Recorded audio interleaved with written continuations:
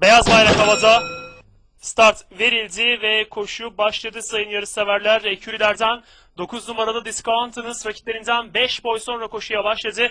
Orta kulvardan iyi çıkış yapan 5 numaralı Inveon liderliği almıştı. Hemen içine 12 numaralı Süren geldi ve liderlik 12 numaralı Süren'e geçti. Farkı da 1,5 boya kadar çıkardı. Hemen ikincilikte 5 numaralı Inveon vardı. Bunun sonrasında da orta kulvardan 10 numaralı Pamir atak yaptı. Şimdi Pamir tempoyu daha da arttırıp liderliği de aldı. Farkı da 1,5 hatta 2 boya kadar çıkardı. İkinciliği orta kulvardan 5 numaralı Inveon saktı. Üçüncülükte kaldı 12 numaralı Süren. Süren'in hemen sağrısında dışta 1 numaralı Bistra Boza'yı görüyorum. 2,5 boy kadar geride. 7 numaralı Overgrown sırasıyla safkanlar son viraja doğru yaklaşıyor. 10 numaralı Pamir önde hemen dışında. 5 numaralı Inveon takipte ve bu şekilde son viraj dönüldü. İçeride 10 numaralı Pamir, dışında 5 numaralı Inveon arasında mücadele var. 3 boy kadar geride 12 numaralı Süren şeklinde. Koşuda son 400 metre geçildi. Orta kulvardan gelen 5 numaralı Inveon liderliği aldı.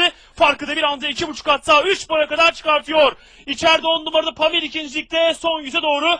Liderlik 5 numaralı Inveon'da. Fark 3 boy. Bariyer dibinde 10 numaralı Pamir yine ona en yakın tay konumunda, ancak son yüzde farkı 4 boy olarak koruyan 5 numaralı Inveon koşuyu Mehmet Kaya ile kazanıyor. Son hatayla dış kulvardan gelen 3 numaralı Golden Book içindeki 10 numaralı Pamir ile ikincilik için fotoğrafı birlikte geçti. 12 numaralı Süren de koşudan 4. olarak ayrıldı. 3. koşu olan Perfect Storm koşusunu Mehmet Kaya ile start alan 5 numaralı Inveon kazandı.